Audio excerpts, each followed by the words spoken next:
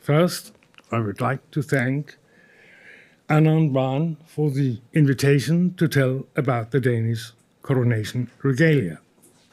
Second, I'll have to disappoint you by telling that when Denmark had a democratic constitution in 1848, coronations were stopped. The regalia are only used to honor the deceased king on his lying in state or custom dolores, together with the orders of the Elephant and the Dannebrog. After the death of Frederick IX in 1972, Queen Margrethe II herself, placed the crown on her father's coffin.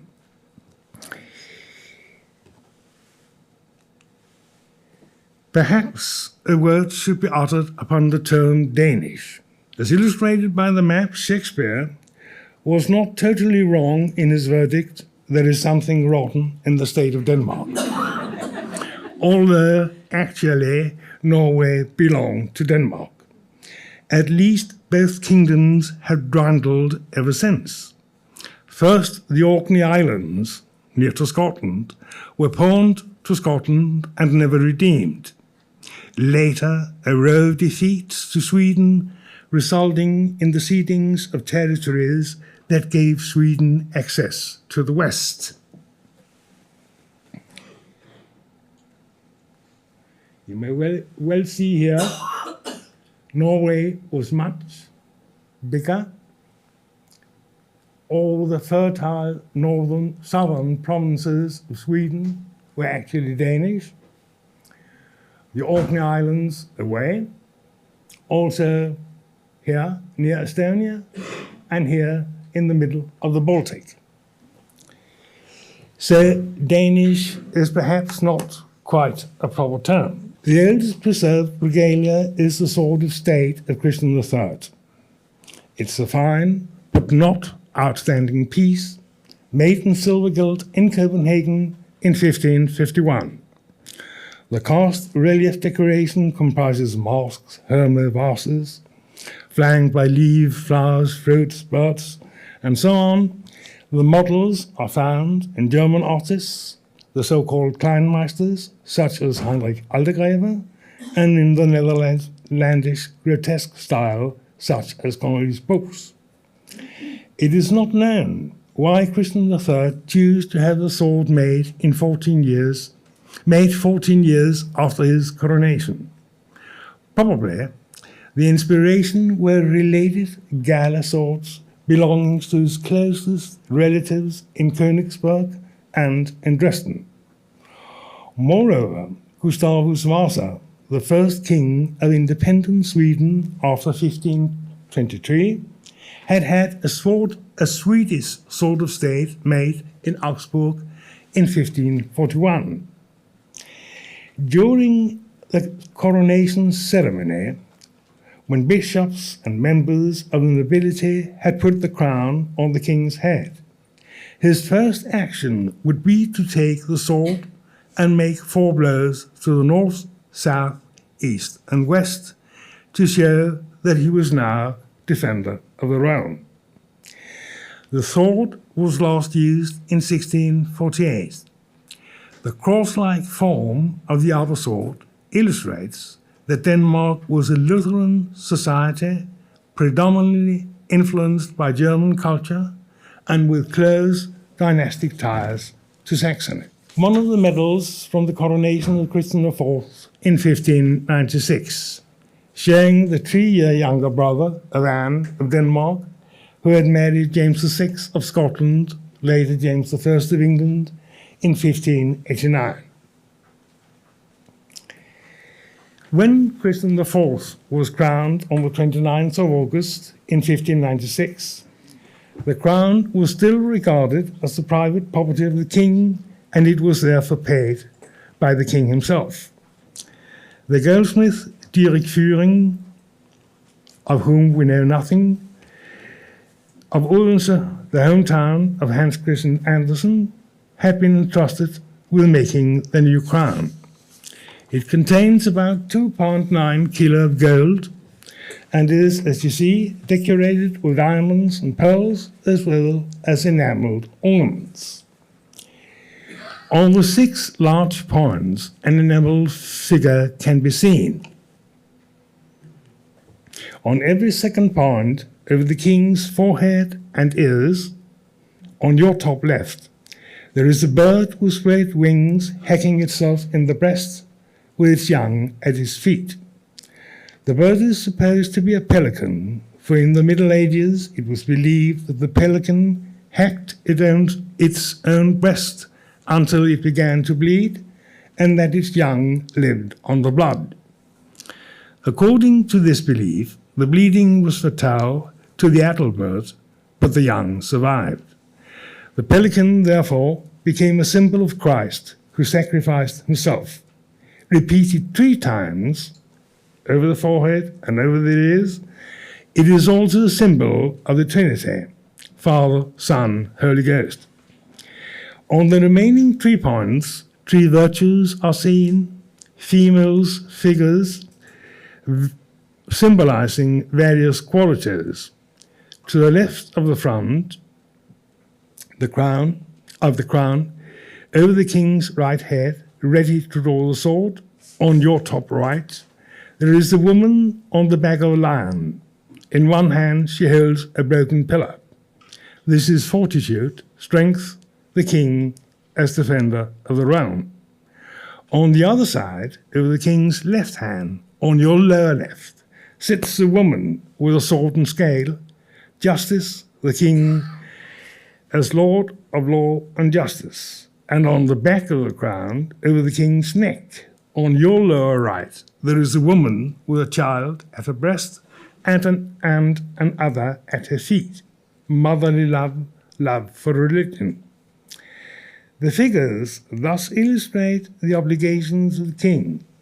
He must be strong and just and protect and love his people. He must be faithful to the church.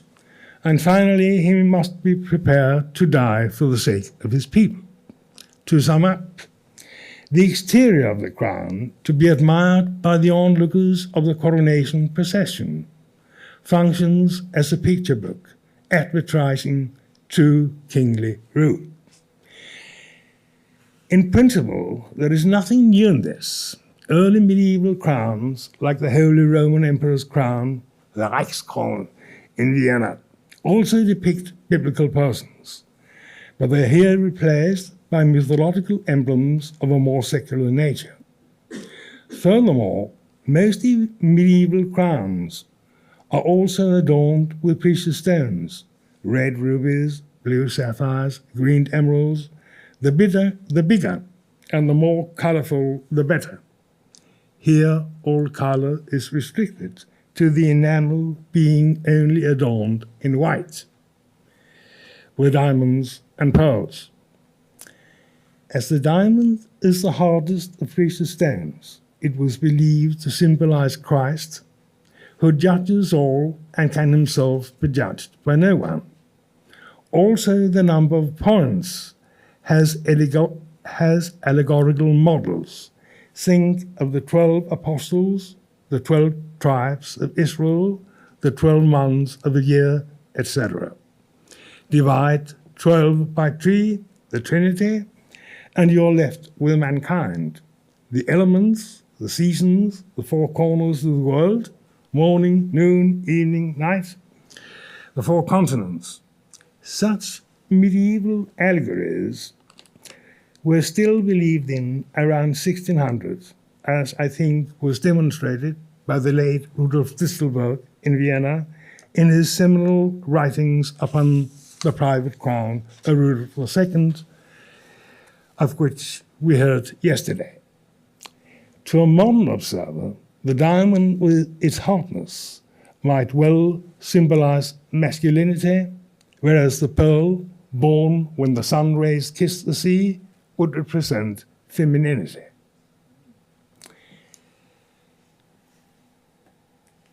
On the interior side of the crown, the 12 points all show the arms of the various territories of the realm. Here, at the bottom, the stockfish of Iceland being a later replacement from 1648. It's done to underline that the territories were the rightful dynastic inheritance, united only in the king's person. Otherwise, the interior is adorned with sweeping curves and scrapwork of translucent Champlain enamel, exquisitely done in the so-called silhouette style that became fashionable in the decade before 1600. The lightness of the ornament is underpinned by the construction of the crown that consists of sawn-out and partially open-work gold plate in several layers. It becomes like filigree or lace. Last but not least, you might well ask why Christian IV chose an old-fashioned open crown when most of his European colleagues were using closed crowns in which points are replaced by arches meeting at the top. I think that the answer is to be found in Nordic history.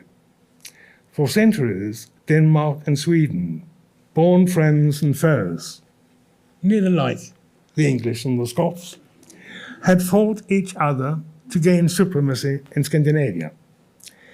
From 1397 to 1523, all Scandinavia had, however, been united for longer or shorter periods in the so-called Kalmar Union under Danish leadership. And during the last third of the 16th century, an internal split in the Swedish royal Vasa family fostered Danish hopes for restoring the Kalmar or Nordic Union. In 1561, Erik XIV of Sweden, the second generation of the Vasa dynasty, had been crowned with a closed crown that is still preserved in Stockholm. By deliberately choosing an archaic form, an open crown like those which the kings of the Kalmar Union had used, Christian IV wanted to demonstrate who was the rightful heir to a united North. In 1624, when Christian IV entered the 30 Years' War and had to address a southern public without knowledge of Nordic history, he also started to use a closed crown as an emblem.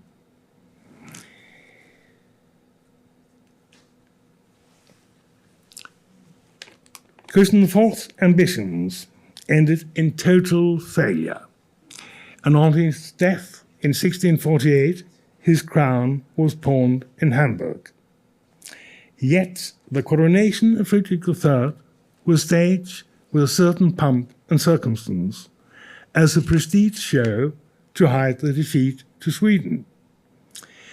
As depicted on a miniature portrait of Friedrich III, he had his father's crown turned into a close one by adding 6 arches, as well as having all the internal coats of arms replaced, as Christian IV had to cede the Baltic islands of Saaremaa near to Estonia and Gotland to Sweden in 1645.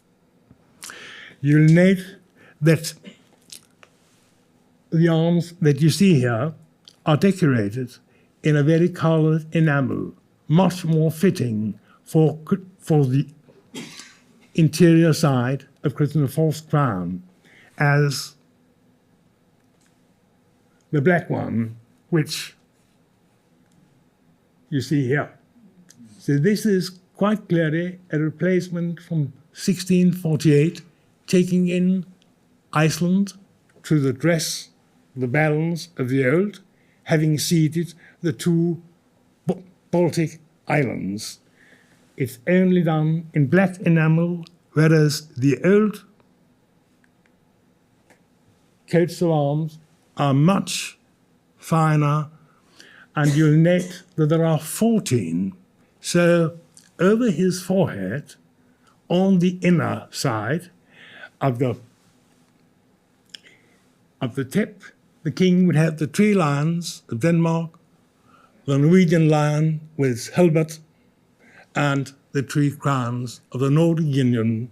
And as Sweden also uses 3 crowns, there might be what is represented. So it's quite clearly political propaganda, and it's very good that Frederick III in 1648 decided to preserve the original coats of arms, having to replace them because of diplomacy. In 1648, Frederick III also introduced ermine as part of the Danish coronations. That wasn't known before, but is the first to use it. New in 1648 were also the orb, the scepter, and the rapier, serving as the king's side weapon. The rather dull orb was made in Hamburg by an unknown goldsmith. The scepter, however, was done in Copenhagen by another, likewise anonymous goldsmith. The side rapier, originally a wedding gift from Christian IV to Frederick III in 1643, is due to Lucas Schaller, a goldsmith from Nuremberg who later settled in Hamburg during the 30 Years' War. Especially the scepter and the rapier are noteworthy works. On the scepter, the crown at the top combines an open crown with 12 points and a closed crown with 6 arches. The circlet of the crown is set with a band of table-cut diamonds between 2 borders in translucent blue enamel. Rising obliquely outward, about this are the 6 small and 6 large leaf-shaped serrations, all enameled with palmettes in black on white, and all with naturalistic flowers in pale colors, again on white, and all mounted on an oblique diamond surrounded by 4 peeped leaves, on the large serrations in translucent green, on the small in blue. Above the arches is fixed an apple, or monde, in translucent blue like the circlet. Under the crown follows the pièce de résistance, a lily with 6 petals, all with a central vein of table-cut stones and enameled in blue on white. What we see here is a decoration mixing translucent Chambly enamel and opaque painted enamel in a kind of semi-naturalism. Flowers with naturalistic petals and pea-pod leaves on delicate stems growing from a common root. A related ornament, now on a white ground, is found on the rapier, with the characteristic curved and pointed leaves often ending in a tail of peas.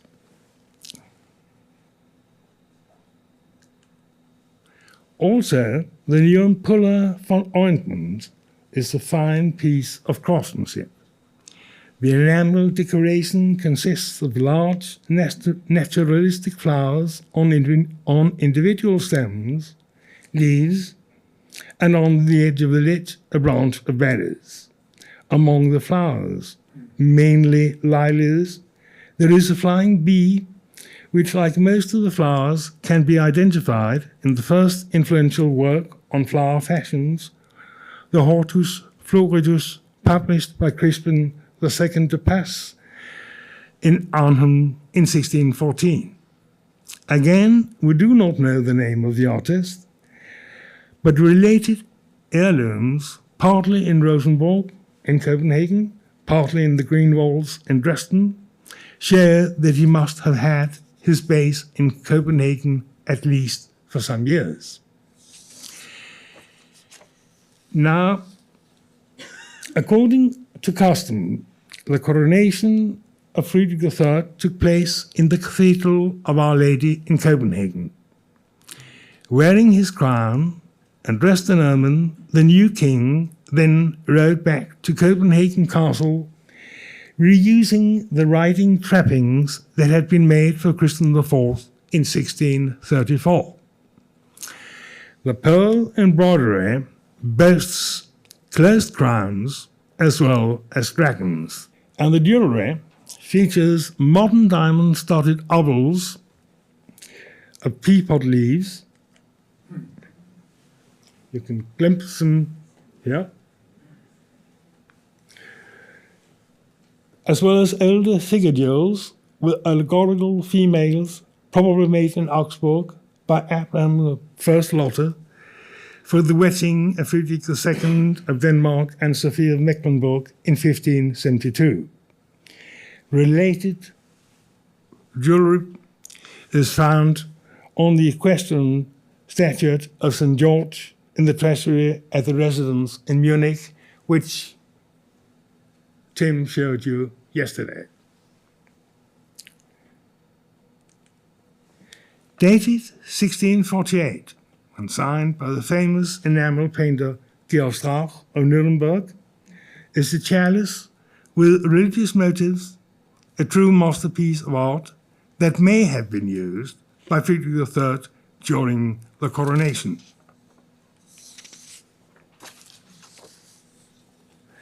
You'll note the signature and dating of the artist just here. I shan't go into the theoretical program of it, which must be quite refined. And these are the things that are left from 1648. But following yet another defeat and the loss of the four provinces, the four southernmost provinces in present-day southern Sweden, Friedrich III had succeeded in introducing absolutism in 1660 by a military coup d'etat. And absolutism demanded new ceremonial in every strand of society. No doubt Friedrich, a learned art maniac, perhaps to be compared quite provincially to your Rudolf II, which he was a maniac and quite an intellectual figure. Perhaps he also started the work of the new closed crown, made on the pattern of that of Louis XIV, which Christian V had seen himself during a visit to Saint-Denis in 1662. On the front of the circlet, you'll note a 144-carat sapphire, a gift from the Duke of Milan in 1475 to Christian I, the founder of the Oldenburg dynasty, on the Danish throne. And on the front palmette, you'll see the crown cipher of Friedrich III's successor, Christian V. The two big red stones at the sides pretend to be rubies, but are in fact only garnets. You may well find the gable-cut diamonds a bit old-fashioned, but in fact they were reused from the 6 insert arches in Christian IV's crown that had been made for Friedrich III's coronation in 1648. The crown was made in Copenhagen by a popular German court jeweler, Paul Kurz, and in the week before anointment or coronation day, it was exhibited for the Copenhagen public to see in the workshop of the court jeweler. This was a custom that persisted for very, very, very long. The regalia were never shown. Was never shown to anyone without the express permission of the king. I shall return to that. But at least a week before every coronation, the public had a chance to glimpse the splendor. This is a painting of the coronation, or perhaps better said, the anointment of Christian V. In 1671, they moved the coronation from Copenhagen to the chapel in Frederiksborg Palace in northern Zealand, making it an exclusive event only to be witnessed by the elect few. Also, the ritual was changed from an actual coronation into an anointment. On entering the chapel at coronation day, Christian V would wear the crown on his head, as no one is capable of putting the crown on His Majesty's head except His Majesty himself, and be already dressed with the ermine robe or mantle. Later, he would kneel in front of the altar, taking off the crown himself and be anointed by the 3 bishops on his forehead, breast, and right hand. It all happened in full public, that is, for everyone in the chapel to see. So there were neither a recess nor an investigation, as customary in British coronation ritual.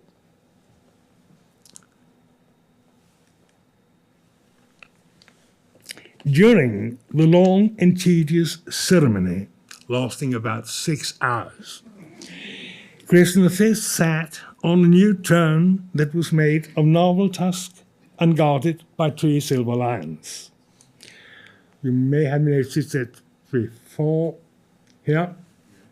Well, you have the throne of narwhal tusk, and you have 2 lions so that the king can walk directly to the altar, and behind, the walking lion guards the rear of the king.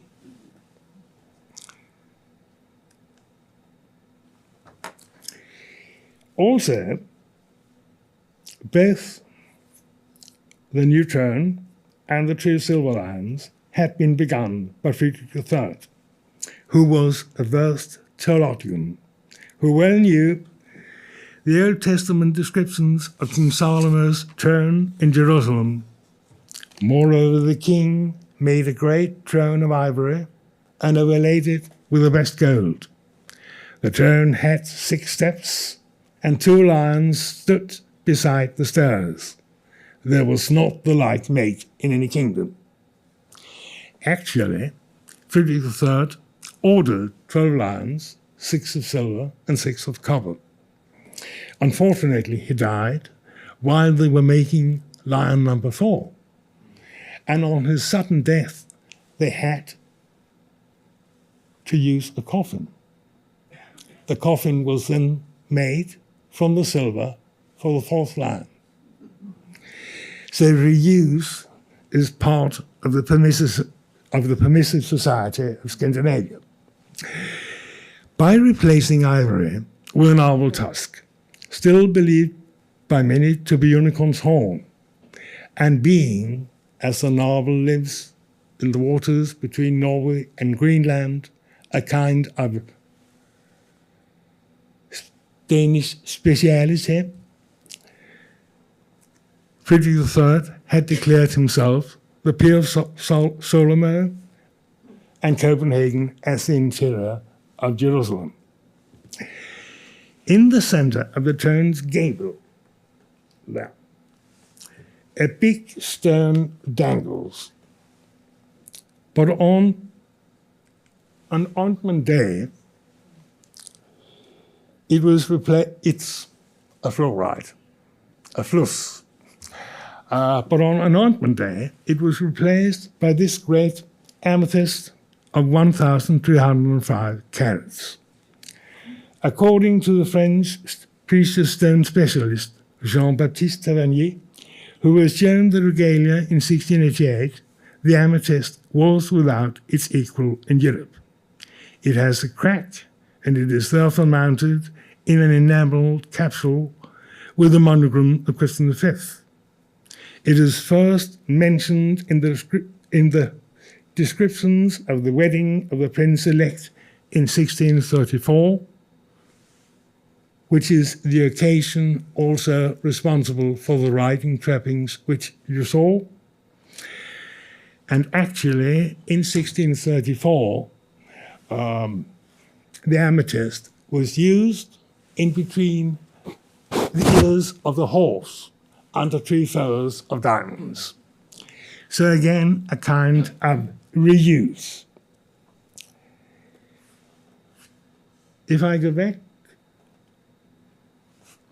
to the coronation in 1671, you might miss one person, where is the Queen? The Queen of Christian V was a Calvinist, and that wasn't popular with the Danish clergy, which was so distinctly Orthodox Lutheran. She was allowed to keep her faith, but she was not anointed. On the banquet after the ceremony, she took part, and there she wore her crown. That has not been preserved, but she was not in the church. But in 1600, when Friedrich IV and Queen Louise of Mecklenburg were anointed, the Queen were part of the ceremony, and they made a kind of wooden thing of the pattern of the marble throne. All Danish queens seem to have had a crown, some of which are known from portraits. The present queen crown was made in 1731 for Sophia Magdalene, the wife of Christian VI. It's a small and slightly dull version of Christian V's crown, and nearly all the diamonds are reused old table cuts.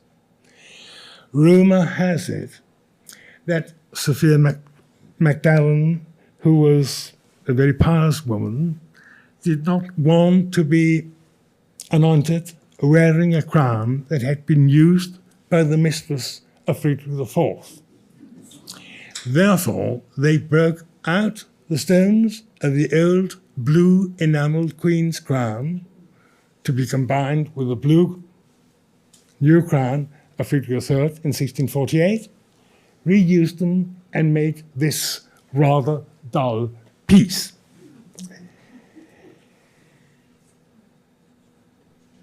Yes, how have the Danish regalia survived? The explanation is to be found at Rosenborg, where I did work, a small summer cottage in the King's Garden.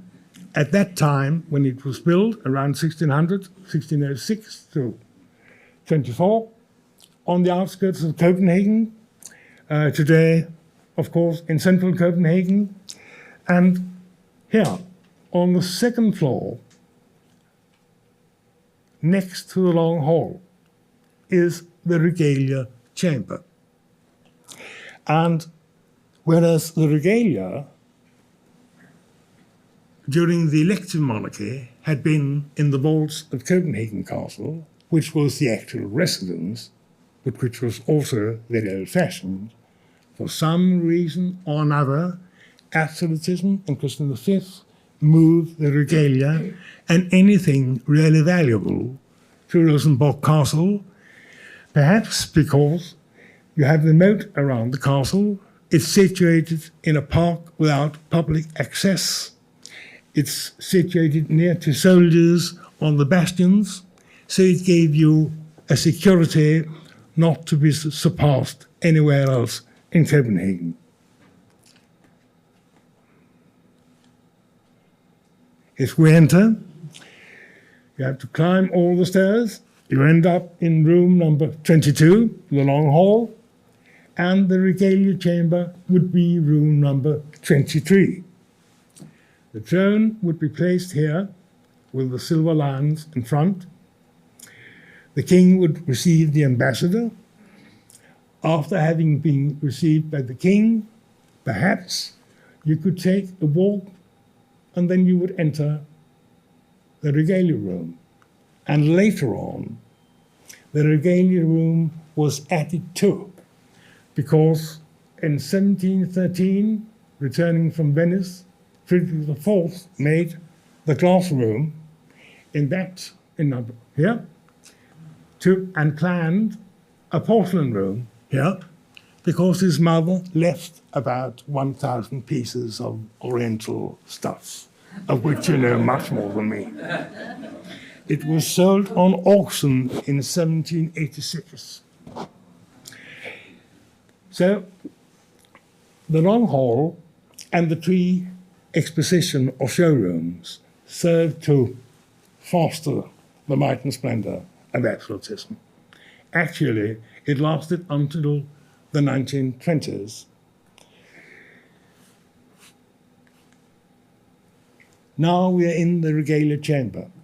As ambassador, you enter, you enjoy the view of the garden outside, then you turn around, want to leave the room, and then they blocked the door, they opened the two cupboards. This is the cupboard for the Regalia of absolutism.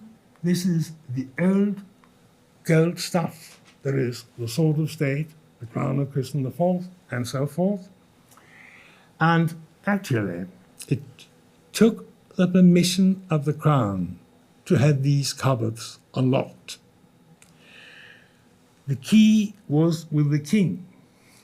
And you may believe me, you may not, but as late as in the 1740s, a Swedish ambassador, the Count de Tessin, arrives in Copenhagen, and Christian VI, who wanted his son to be elected as a new Swedish king, ordered the Lord Chamberlain to show the Regalia to the Count. The Lord Chamberlain had to say to the king, I don't have the key. The king had forgot that he had the key himself, and the king was at Hirschholm Palace in northern Zealand, so they had to postpone and had to ask Count Tessin to arrive again. As a matter of fact, until 1922, the Regalia was in that cupboard.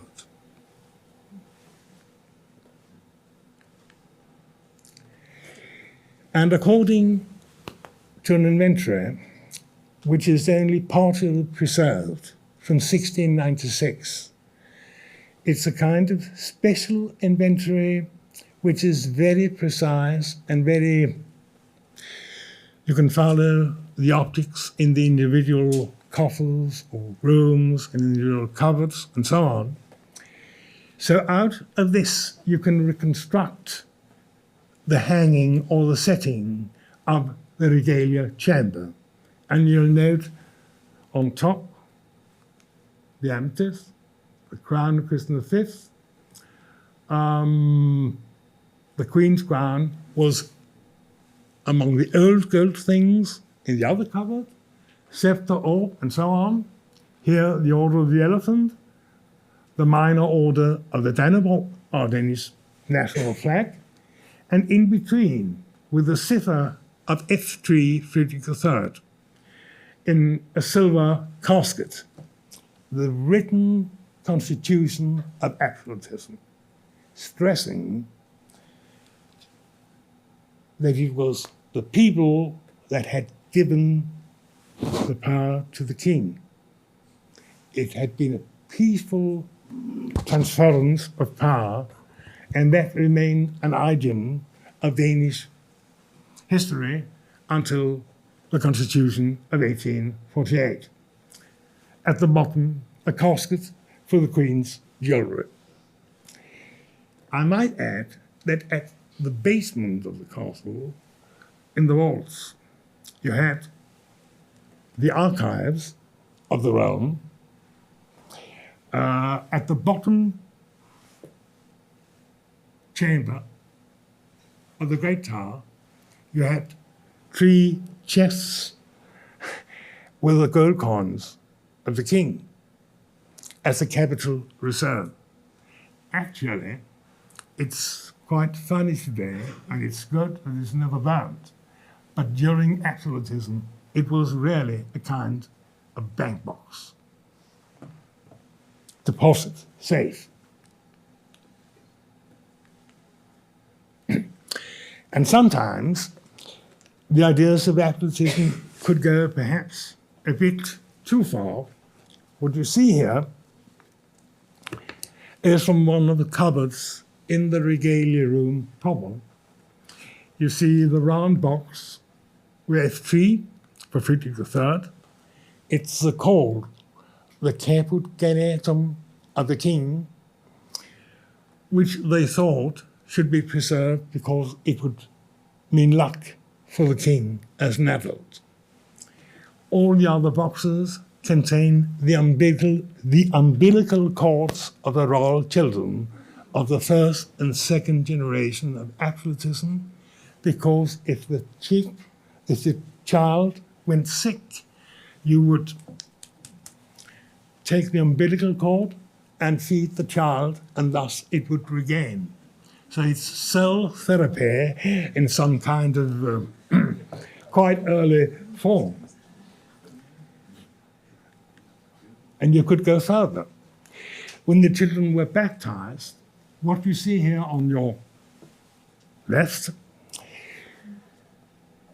is the golden basin and urn used for the baptism of the royal children.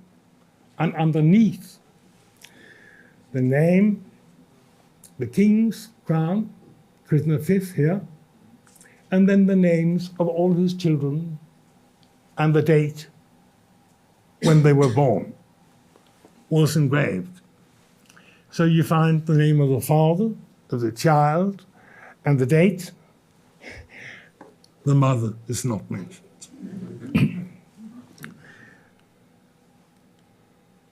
Yes. This is a very small thing.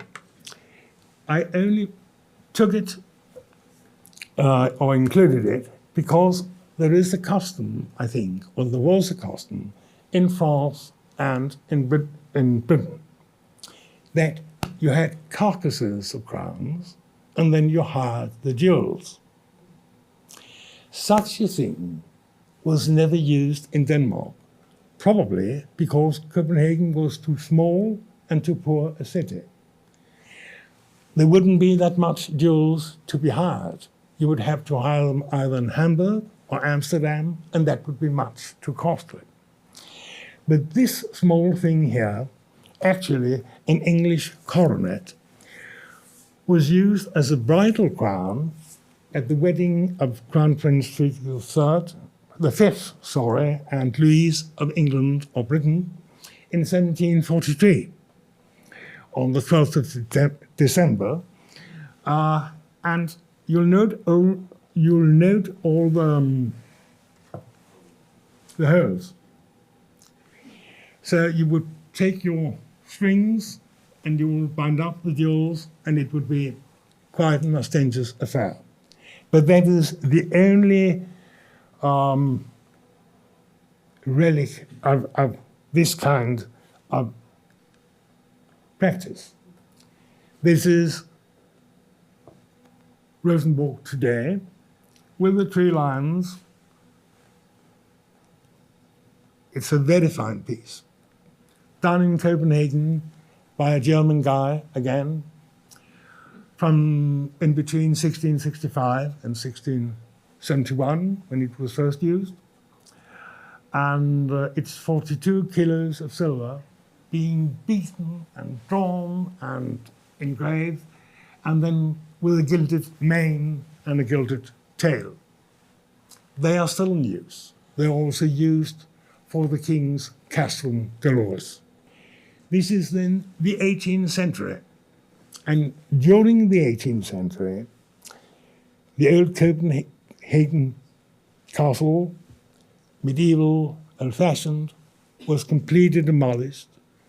And in 1740, after a 10-year period of building, the first Christiansborg Palace was inaugurated. And for the audience room there, these silver furniture were bought partly for the main part manufactured in Augsburg, but also some in Copenhagen. An old-fashioned tradition from the court of Louis XIV, but the wife of Christian VI wanted him to have silver furniture, and so he had it. Yes, I think that'll be that. Thank you.